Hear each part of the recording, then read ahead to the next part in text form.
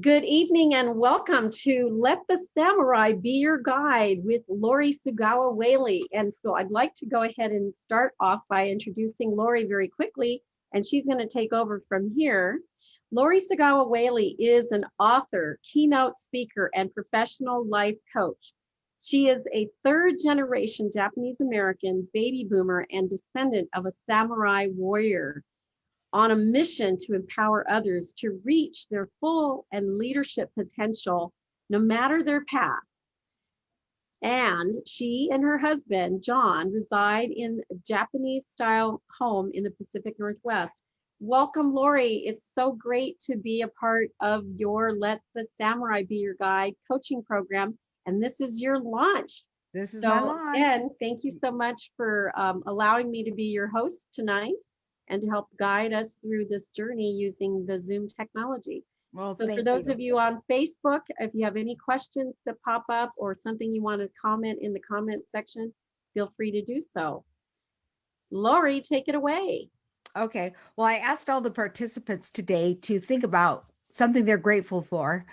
And for this seminar, I want to acknowledge Bettina Carey. If it wasn't for her, this meeting wouldn't happen because I'm not, shall we say, I'm not skilled or adept at Zoom meetings. I'm great as a participant, but as far as being the facilitator, I don't have that experience. So thank you, Bettina. And then also I want to give a shout out to Teresa, who makes all of my graphics look better, especially in Word and my text. And she's there. I even called her texted her this morning. Could you have something done? If I give it to you by 11, can you have it done by 3? And she did it. So thank you, Teresa. And thank you, Bettina. And you're very welcome. Your first question that you asked was to say something about gratitude. And I also am in gratitude for you being not only one of my clients, but also one of my dearest friends. And so thank you for that. And for inviting all of the people in our community to join you here tonight. So that's what I'm grateful for. Did you want to go next, Cindy? Yeah, I want to say that I am grateful for knowing Lori and her telling me to never give up. And I am so grateful for her friendship and what she shared with me somewhat with her Samurai Warrior. I haven't actually finished even reading the book. That's okay. but I do have it on my Kindle. But anyway, yes, I'm very grateful for Lori, and she's gotten me through a lot of things just because of the TBI relationship, knowing that she's been through that. So yeah, I'm so grateful. Thank you. Do you want to go next, Teresa? Sure. Yeah. I am grateful for a healthy family. Everybody in my family is doing very well and is all very healthy. And that is something always to be grateful for. Yes. Looks like next we have John. Would you like to unmute? Of course, thank you. So what I'm grateful for is time with my family. Since the whole COVID situation, I've been going to school online as opposed to in person. Mm-hmm. So the silver lining of that is that I've been home and been able to spend more time with my immediate household family as opposed to having to be away during school hours. So it's been really nice being able to have a more flexible schedule to spend time with them. Great. And looks like we have Teresa. How about you, Bettina? Unmute. I was going to say, besides being grateful for you, I also am grateful for my family being healthy and whole. I found out a dear friend of mine had a cousin that she lost to COVID who was 32. So I count my lucky stars every day that we're healthy and we're together and we live close by to each other as well. Thank you. You're welcome. And we have Ron. You are unmuted. Would you like to share something you're grateful for? Sure. I was grateful that you let me do a story on your family. Amazing family. I'm blessed. in my whole life. It's been very good. Very, very good. Well, thank you. And Aaron, would you like to go next? Aaron and Daniel? And you can share too, Lily, if you'd like. You want to go first, Lily? Yes. I'm grateful for my grandma, who's on the bottom right there. I'm grateful for Lori and my grandma because they always support me when I need it. Oh, Good job. good job. Thank you. I'm thankful for everyone for this Thanksgiving. Thanksgiving hasn't happened yet. You're rushing it. So I think for me, the thing I'm most grateful for is getting to spend more time with this one. And just my family. Mhm. Getting to spend time learning more about her diagnoses and how to help her. And then mostly I'm thankful for Bettina giving us the opportunity to work with her so that there is more free time. And I'm also thankful for my fort I made. Okay, maybe that's what I'm thankful for. Okay. And the sassy nature of that one behind me. Anyway, your turn. Okay, and then we have, do you want to add anything more, Catherine? Daniel? I'm good, but I think Or Daniel, did you want to share? He's just thankful. See Pardon? my family. See my family a lot and stuff like that. Hey, what about me? family. Family. Everyone failing me. Yes.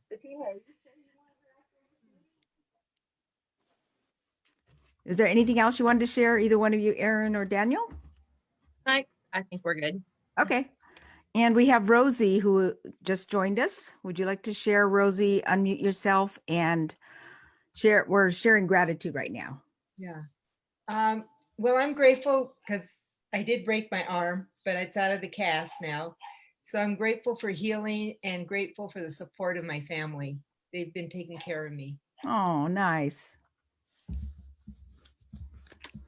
Okay, well, I think that's everybody. So I will start sharing my screen.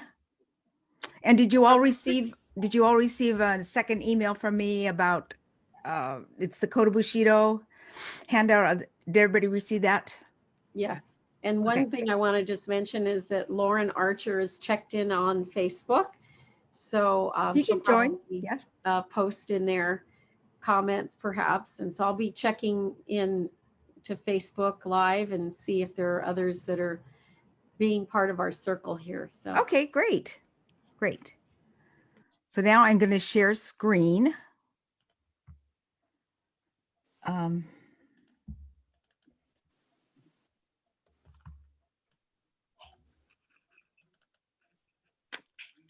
Why is it?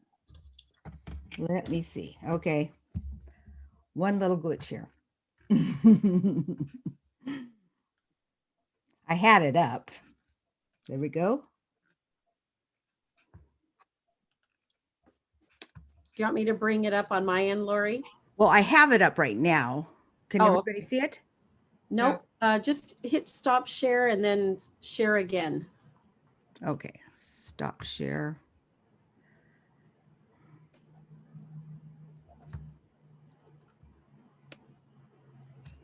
There you go. And then just go to the slideshow. And then from the beginning. Okay. Slideshow. I did do hit slideshow again. from the And beginning. go from the beginning. There you go. Okay. There we go. Can everybody see it? You made it. Yes, we made it. Okay. So everyone saw this, right? Yep. Okay. Okay. I'll just start at the beginning. I'll share a little bit about myself and how I became interested in the samurai because it's an interesting story. When I was 9, Joe Willis tripped me, punched me in the stomach and said, "You're a fat, ugly Jap." And after that, I wanted nothing to do with my heritage. I didn't even travel to Japan until I was 28. Then in 1982, my husband and I had the opportunity to go to Japan. And we met the rich cousins on my father's side of the family. They gave us the family crest and the family tree. And the family crest had 3 swords and 3 leaves that looked like katabami plants, and they look like hearts. A few days later, after we were in Japan, we went to the annual parade in Kyoto. It's called the Jidai Matsuri. And if it's not on your bucket list, I encourage you to do it because it is a wonderful parade with over 2,000 people dressed in period attire. And they do this every year, except for this year. They were unable to do it because of COVID. But for me, the highlight was a female samurai named Tomoe Gozen. And I didn't even know there were female samurai. She was so strong and regal, and her image left a deep impression on me. We left a few days later, packed all of our goods, come home, unpack everything and my Japanese memories until 2007. I was rear-ended twice. I was so messed up, I couldn't think straight. Suffered chronic pain. Also, my brain wasn't functioning well. And I was reading at the 7th grade level. Diagnosed with traumatic brain injury, TBI. So now what happened is I have a new job. Vision therapy, physical therapy, speech pathology, neurologist, neuropsych, physiatrist, chiropractor, brain scans, MRI, and more. It was quite a job, but I was determined to go through with it. And that's when I started going into my heritage about the samurai.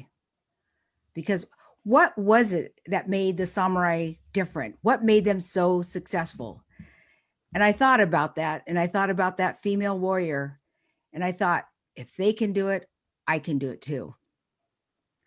And not only that, it was that code of Bushido: courage, integrity, benevolence, respect, honesty, honor, and loyalty. And that code of Bushido is what guided the samurai of ancient Japan, as well as their society today. This code of ethics that they live by, called the code of Bushido, is so important to them that they are willing to risk their lives in order to uphold it. They do not want to disobey the code or bring shame or dishonor to the family, to their lord, their daimyo. And right now, that code of Bushido still permeates all of Japan. Oops, I started thinking about that. As I researched, I wanted to write a book because I thought, if I can write this book, if I can write, I had never written a book. I've written chapters in a book, but I thought if I could write a book, finish it, then I will be able to overcome traumatic brain injury. And as I started researching, I saw this familiar image and I looked at it, I go, look, I told my husband, this image is the image of our family crest. And it's one of the 5 main samurai crests of feudal Japan. You'll see do you see the swords in the middle? Those are 3 stylized swords. And in the hearts that are actually leaves are the katabami plants. So I knew that DNA of the samurai warrior was in me. And if that samurai spirit can move those samurai, it can move me. So I set about to finish that book. And as the book took shape, everything started to improve. My vision improved, my memory, and I began to see the light at the end of the tunnel. When that first shipment of books arrived, I thought, yes, that samurai spirit is in me. And now I'm blessed, to be able to share that message with people up and down the West Coast. And the thing about never giving up, I also included that in the book. It's called Gambate, or Gambate Kudasai. Try your hardest, never give up, go for broke, And that's it. That's what Japanese people do. My parents used to say, we don't quit. So it's try your hardest, do your best, never give up, and go for broke. And that was also the motto of the Japanese soldiers during World War II. And I also write about that in my book. And so that's my samurai journey. And I knew that when I finished that book, that I would overcome traumatic brain injury. I'm no longer reading at the 7th grade level, thankfully. And I put everything into it. And had I quit, I don't believe that I would have finished the book, nor would I be here with all of you today to be able to share the message of hope. And that's my mission in life, is to encourage people, never give up. There's always a way. There's always something that will happen. You can always find somebody that will help you along your path. Oh, great. We have someone else that joined us. So this is the book. It's called Let the Samurai Be Your Guide. Originally published in 2015, and it was self-published on Amazon. And then in 2018, I signed a contract with Tuttle Publishing, which was quite an honor because Tuttle publishes a lot of books from the East to the West and the West to the East, and they are an international publisher.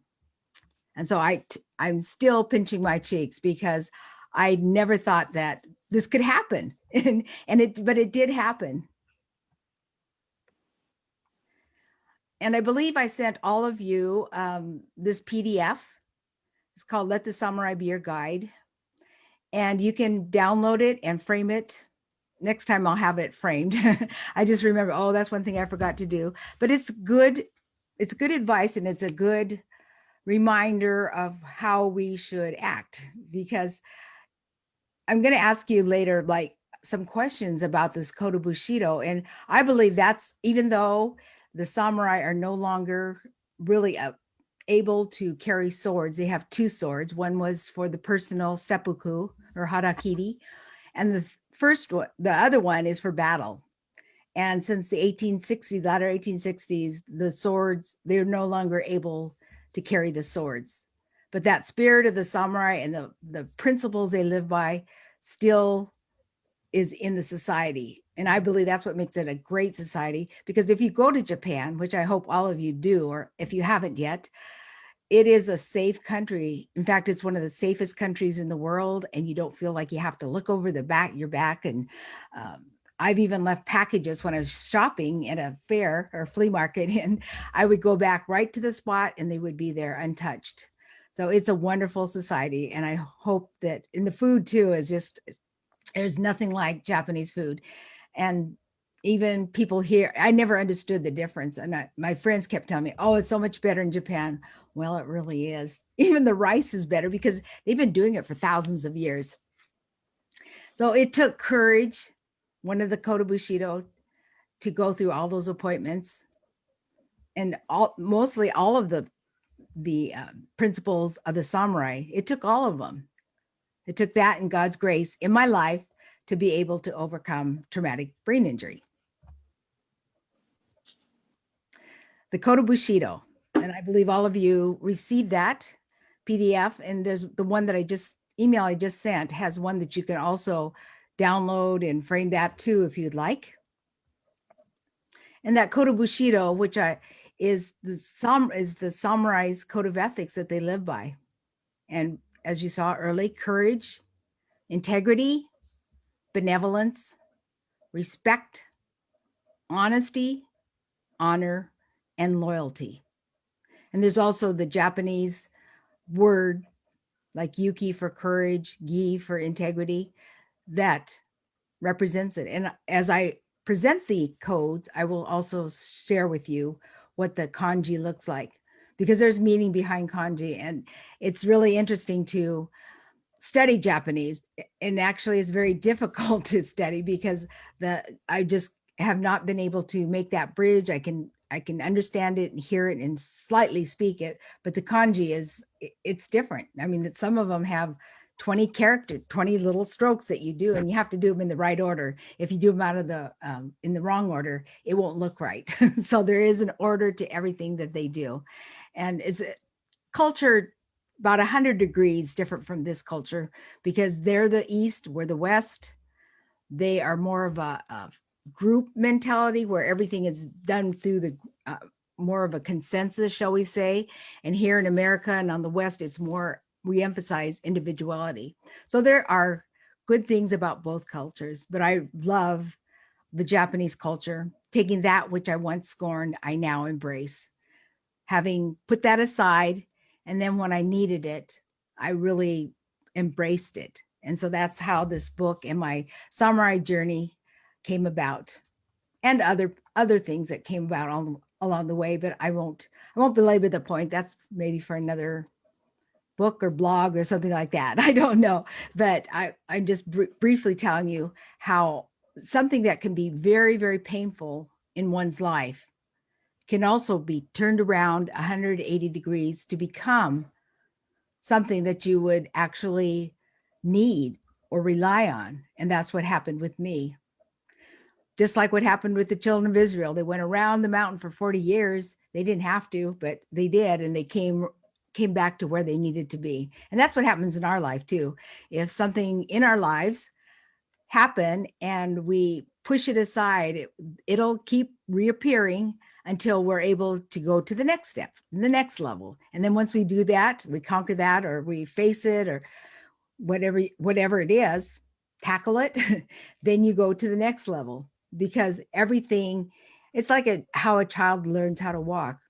When your child or your baby or your grandchildren learn how to walk, they don't get up one day and just start walking like that. There is a progression, that's the word, progression that happens. And that's what happens in our own lives.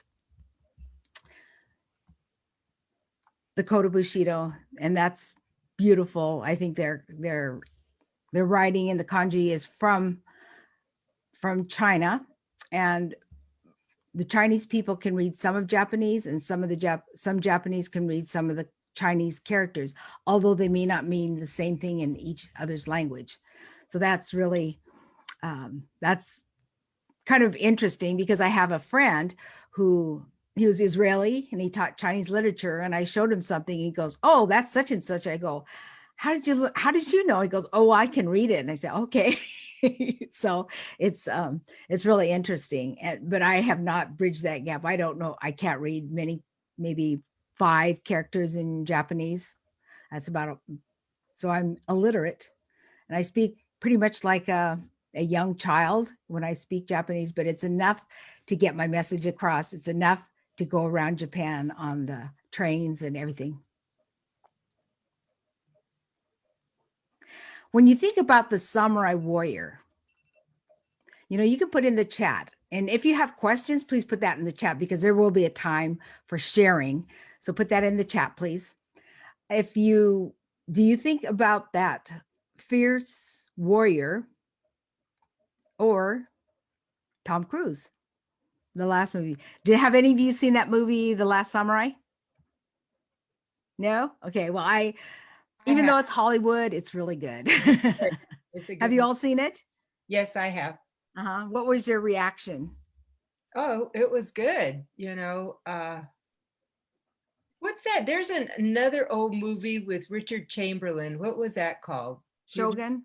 Yeah, that was, I remember reading the book years and years ago. Totally different culture at that time compared to the English culture. Oh, yes. Yeah. Very different. Did anybody else want to comment on The Last Samurai? No? Do we have anything in the chat? Oops. Oopsie. There we go. Okay.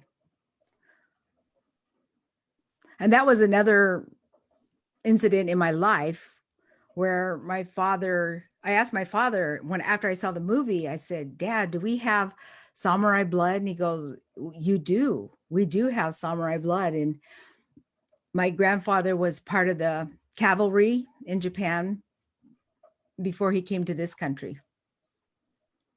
So when my grandfather came over, the samurai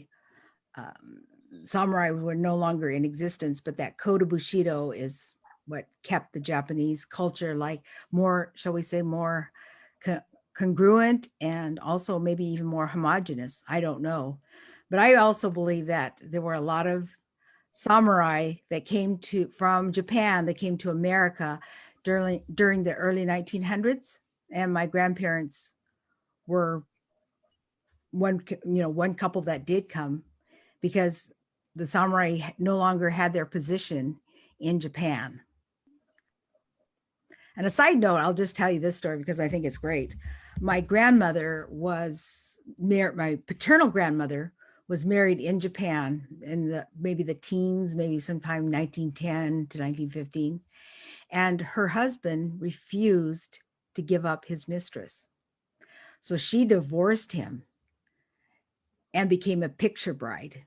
Now think about back in 1915, probably is when she divorced him. Women in America were not even voting, nor were they able to, not able. Divorce just was not common back in that day and that time in history. So she acted on her principles, meaning that she wanted to be her husband's only wife. And so she became a picture bride and married my paternal grandfather, and they came to America and raised their family. But unfortunately, both of them passed away before they saw their family mature. The youngest was about 10 when the grandmother passed away, and he was very young when his father passed away. So they pretty much were their own family. And we have 4 more. I don't know how to do that, Bettina, that could join if they would like. The more, the merrier.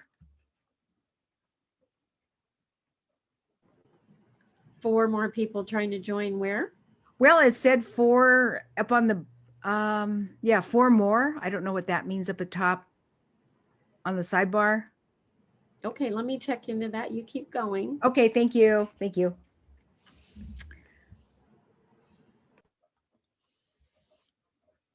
One inspiration for the book was a gentleman named Juni Sugihara, and we'll talk about him later in the courage chapter. But this is about the basics of the samurai and how they lived. I don't go much into the history because I'm more interested in that mindset. What did they do? How were they such strong warriors? They were without equal, because not only were they warriors, they also worked on the right side of their brain. They were the poets, scholars, teachers, educators, artists. And so they had this balance of the right and left, which is optimal, because many people lean very much to the left and others to the right. I'm working on balancing my brain because, especially after the accident, the right side of my brain just flourished and became even stronger, and the left side was starting to shall we say, shrink a bit more. And that's why I have challenges with technology. But there are other people that can assist you no matter what your situation is. I could say, well, I'm just going to give up because I don't understand technology. Or I could ask for help. And that's what I did. I asked for help, and I have somebody, Bettina, has helped me so much. And so there are people, if you have a goal, there's somebody on the other side to match it. So don't be afraid to reach out. Let's see. Oh, that's it. Okay. Now that was what I wanted to share, but I also wanted to talk a little bit to each one of you and ask you if I'm going to stop the share. Okay. If I were to give you, or if you were given all the money in the world, and you could store it in Fort Knox or wherever you need to store it, or your safety deposit book or box, or go build a bunker and put all your money in there, under one condition, I'd like to know how many of you would take it. All the money in the world at your disposal. Would you take it? You can raise your hands if you would. Or maybe you'd want to know what the condition was. Would you all like to know what that condition is? Yes. Yeah? Okay, great. Well, the condition is you would give up your eyesight, your hearing, your taste, touch, What other senses are there? Thinking. Now, where would you be? No, I wouldn't want it. What could you do with the money? It would sit there, wouldn't it? Yep. So that's what I wanted to share with you how, oops. I wanted to share with you how valuable each person is. And you may not think you're valuable. You say, oh, well, maybe I'm just the janitor. Well, if the janitor doesn't do his, say you're in the hospital and the janitor slips up or they don't do their job, you get staph and you could possibly die. Or the CNAs give you the wrong medication at the wrong time or mix it up with somebody else's, or a person is diabetic, which happened to my mother, is diabetic, and they gave her 7-Up and Jello. Like, that is not a good snack for my mom. So each person is like a puzzle. Each one of us are a piece of that puzzle. So I want you to think about, what your part is, and that you are valuable. Every single person is valuable. There's nobody that is invaluable. It's just that sometimes people do things that are not, shall we say, not productive. And that's why I am sharing about the code of Bushido, because when we start finding out what our part is in this world, we all have a little part of the puzzle, and it's not really little. Without everybody's input, it's not complete. So whatever your position is, whatever you believe your place in life is, it's valuable, because we need each other. And if we didn't need each other, we'd probably be on an island all by ourselves, live happily ever after. But that's not the way it is. We're here, and we're here for a purpose, and we're here to find our path and contribute to mankind. So that's what I love to share more than anything else, is about helping people find out, what is your passion? What do you like to do? What is your part in society? And people find it. I mean, the colonel didn't start till he was using his retirement, I think, believe Social Security, in order to try to promote his chicken. And he got rejected so many times, just like maybe all of us get rejected.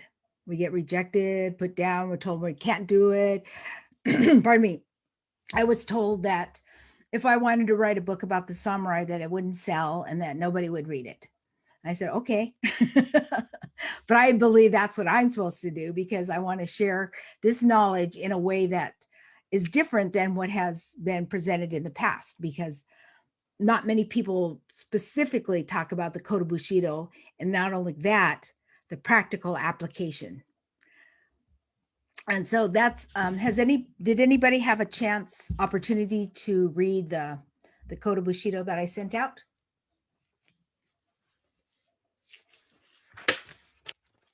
I know I sent it out. I just did read it, and I've written it down, and I had known it before because I'd read it before, but this one? But sometimes I don't remember all of it. That's why I sent the PDF. Yeah. Okay. Well, I will just read it. It's a real short reading, and then we can go into questions, if that would be okay. Okay. All right, great. Bushido, the samurai code of ethics, prepares each of us to see what is important in life. It is truly the foundation for being a great human being. And this was written by Patsy Sir O'Connell, and she's a founder president of the Asia Pacific Cultural Center, and that is in Tacoma, Washington. And her idea was to unite the about 47 Asian countries to come together and work together, because some Asian cultures don't like each other, and it goes way back hundreds and hundreds of years. And I personally have faced that within different Asian cultures, and it's really too bad. It's really sad, because we should all try to get along. And actually, would somebody like to read that? It's not a very long read. You could read it, maybe a couple paragraphs. Do I have a volunteer? No volunteers? Okay. Okay. Bushido, the way of the warrior, is a code which the samurai warriors of pre-modern or ancient Japan followed. It was a code of conduct that permeated all aspects of the warriors' lives. It developed their character and eventually the character of an entire nation, and became a guide in moral and professional standards of conduct for the samurai. And that includes courage, which is yuki, integrity, gi, benevolence, jin, respect, rei, honesty, makoto, honor, meo, and loyalty, chugi. The samurai warriors of ancient Japan dedicated their lives to uphold the principles of Bushido. And Bushi, I believe, means warrior. 7 principles, 7 words. And this is how Japanese would do it. They would go like this. They wouldn't go like this. They go like that, right? You know that, right, Ron? And can be summed up in the expression, do the right thing all the time. Do the right thing all the time. And when we're faced with situations, we just ask ourselves, what's the right thing to do? Because many of us, I'm sure, have faced situations where we didn't know what the right thing to do was. Like when you go to a store and the cashier gives you too much money, what is the right thing to do? Is the right thing to pocket? Oh, I got an extra couple bucks, or just ask him or her to counteract. Go, I think there might have been a mistake, right? Because if you kept that money, would you feel good? Probably wouldn't. So a samurai was essentially a man of action. And in the first email, I sent the book, the audiobook of Inazo Nitobe's book called The Soul of Japan. And that was written in the 1900s. And so with the Meiji Restoration of 1866 led to the abolition of the feudal system of Japan. Until that time, the samurai dominated Japanese government and society. The samurai were deprived of their traditional privileges, which meant no more swords. However, the Code of Bushido continued to be a part of the Japanese society. Recently, after the earthquake and tsunami of 2011, the world witnessed the Code of Bushido through the Japanese people. Instead of looting and pilfering amongst the ruins, the response was cooperation, sharing, and helping each other. There were signs that would be on people's houses. We have food, or you can come and take a shower here. And people literally found things that were washed ashore, safes, valuables, money, and it was all turned into a lot of it was turned into the police. In fact, over 5,700 safes and wallets returned to authorities. In additional antiques, gold, and cash was a staggering $78 million was returned to authorities. Isn't that amazing? Can you imagine after Katrina, and even in this latest pandemic with the rioting and burning and everything like that, people are still looting and stealing. So that's very sad. So when I visit Japan and experience the character of the Japanese people, it's unbelievable. In fact, when I went for the first time in 1982, I really felt like, I'm home. These are my people, and I identified with them. Didn't speak a lot of Japanese then, but I felt it in my heart that I felt connected, because everybody, when you go to the subway station or the train station, everybody has black or gray hair, right?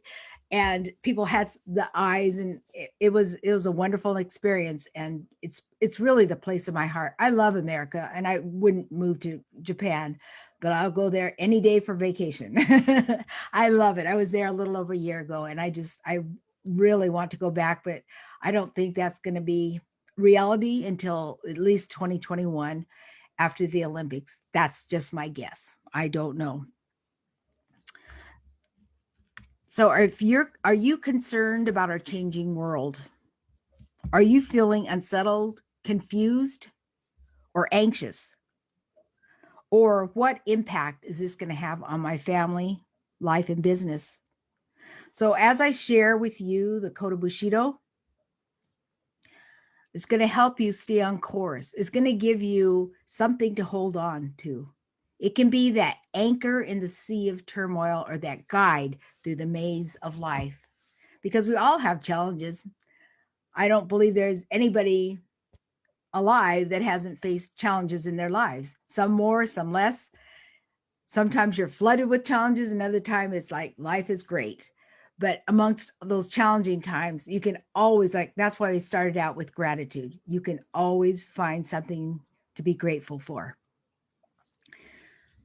So among the pantheon of warriors, the samurai is surely the greatest. The end. And now I open it up to you. It looks like we have some chats.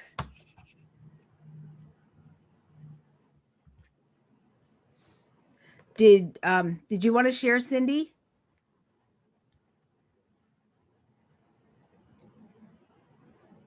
Actually, I just wanted to let you know that there's several people that have checked into the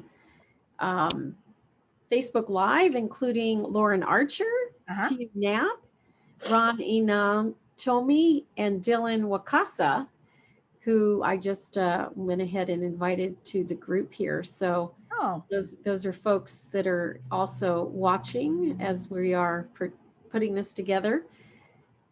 So thank you so much for what a great sharing, I would have to say, and reminding all of us, you know, to do the right thing is, you know, that's, as a society, we need to be aware of that and convey that to others as best we can. So Ron, are you the same Ron? Or is it a different Ron? Oh, your mic. Your mic. There you go. That was me. I went on Facebook just to check the live. I thought it was interesting. So I hit the like. Great. Oh, thank you. Wonderful. I wondered if it was the same one. Anybody else want to comment? Okay, Cindy. Yeah, I obviously I chatted to some things to Lori and to the group too, but she brought me to tears several. I mean, I could feel tears coming, but I didn't. That's part of the brain injury. I think I haven't been able to cry as easily, but anyway, just what she shared is so wonderful, and I mean, my dream or my what I'd like to do is research some of my family history and just kind of like life, just write a letter to, not a letter, but a book basically to my daughters. And maybe who knows what will happen with it, but that's my dream, I guess, is that I just would like to research that and you know, and just so much of what you shared about the Japanese culture. I even made a comment about culture, and I said something about it being because the culture, I said, it's inclusive. As far as the Japanese, they are inclusive of their culture. All of them believe in and follow. I mean, I haven't been there. We've hosted Japanese exchange students when I was a child. So I was exposed. Well, I had an opportunity to go to Japan, and I turned it down because I wanted to stay here and earn money and work. Oh, darn. Yeah. Anyway, but that's what I see about. You know, one of the comments that you were making was the difference in the society of being more of a consensus, communal decision making versus here everybody decides for themselves. And no two can seem to agree oftentimes. And so if you notice the countries that have that more communal line of thinking, they have like nearly next to none of the COVID cases and very few deaths in comparison to our country. So that communal piece can actually, in this case, save lives. You know, when we start to think more globally and more like an amoeba, like we're just one big thing, not just like we're one big individual thing. And so I can really appreciate that. You know, I understand, you know, Vietnam and Thailand and Singapore and a bunch of other places that have way fewer cases than we have and minimal deaths. it's kind of staggering to think that maybe there's just this one thing that we have as Americans that is kind of costing us our lives these days. So Yeah, it's interesting because I mean, you know, the whole freedom thing, but yet, yeah, it's this fine balance, I guess. You know, because I embrace the freedom of what we have here, but yet there's a limit, I guess. You know, it's like people don't see the boundaries of where that freedom, you know, should fall within, and it's gotten out of control. So, anyway. yeah, interesting, this distinction between the communal thinking and the independent thinking, and where does it get you? In some cases, you know, freedom can get you places, but communal thinking can get you places too. So it's Right. kind of like, Right. Yeah. Teresa, do you have anything? No, I don't really have anything to add. I just enjoyed listening. Okay. Aaron is out there. John, do you have anything more to contribute?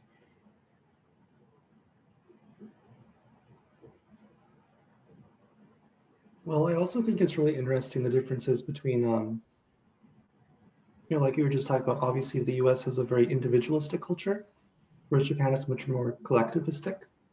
And it's very interesting just seeing how we respond to situations differently and how we can learn from each other in different facets. So I agree. Yeah. You know, another thing that you brought up, I have a little bit of experience with too myself, was that it wasn't always great being born a Puerto Rican and living in America. And so I had an interesting experience last year when I went to Costa Rica, and everyone looked at me like I was Costa Rican. And they would walk up to me and just start talking Spanish to me. And I immediately am uncomfortable because I only speak at best as a child. And I can understand what they're saying, but I can't quite communicate with them. And it was like they accepted me as part of their culture because I just happen to look Spanish to them. And it was exactly what you described. For much of your life, you kind of didn't want to be associated with being Japanese, and then when you finally got to Japan, you fully embraced it. And that was only, I wasn't in Puerto Rico when that happened. I was in Costa Rica, but I had that same overwhelming feeling. It's like, oh, these are my people. You know, we're all Spanish. You know, and there was way more Spanish people than anybody else of any culture whatsoever. So, or ethnicity rather. So I felt like, wow, how interesting that I would feel like so embraced and yet feel a little bit embarrassed that I couldn't speak to them very much. Oops. How about Rosie? Do you want to share? No, I don't have anything really to share. Okay. Was it beneficial to you? Oh yeah. Yeah. I've loved reading the book. I've gotten to, I think, 117. I haven't gotten any further. But listening to it on audio, I just don't seem to do well reading anymore. Okay. Audio really helps. Yeah. Oh, that's great. I think you have produced a really marvelous story and book, and just breaking it down in simple terms, and for those out there on Facebook who haven't necessarily seen the book, or hope I can share it with you just slightly with this virtual screen. It's a great book. The 7 Bushido Pathways to Personal Success is the subtitle. But thank you for sharing with us tonight, Lori. Well, thank you. So any wrapping up remarks from you? Yes, I'm really thankful. You know, I'm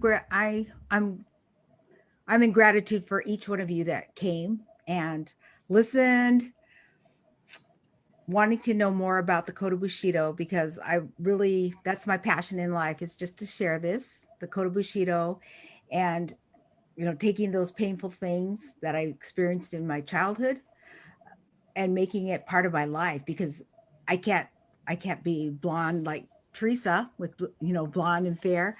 That's the way I'm made. And so rather than fight it, you just embrace it and figure out why you are the way you are. And now I love it. I love going to Japan. I love talking about it. I'm in several Japanese Facebook groups, and I love it.